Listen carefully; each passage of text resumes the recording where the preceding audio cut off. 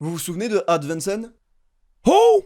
Bon, je vous l'accorde, peu de gens se souviennent de ce catcheur, car il a fait seulement une promo à SmackDown en 2008. Mais alors pourquoi je vous parle de ça?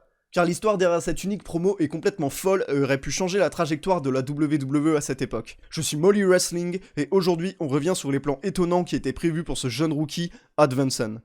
On revient le 12 décembre 2008. Pendant l'épisode de SmackDown, le show va être interrompu par une promo cryptique d'un catcheur totalement inconnu aux écrans, prétendant avoir observé les ténèbres pendant des années et y avoir consacré sa vie, et que c'est la raison pour laquelle il est là aujourd'hui. Et dans cette promo, Vincent semble cibler quelqu'un en particulier. Mais qui? Eh bien, les plans derrière cette promo étaient, selon le catcheur lui-même et le booker Freddie Prinze Jr., un teasing pour une rivalité contre l'Undertaker qui aurait mené à un match entre les deux à WrestleMania. Les plans étaient de créer un sorte de clan X-Man style mutant dont les membres seraient apparus pour affronter le Deadman chaque semaine à SmackDown, avant que Vincent soit le membre final du clan et qu'il affronte à WrestleMania 25. Mais alors, que s'est-il passé pour que les plans tombent à l'eau aussi vite?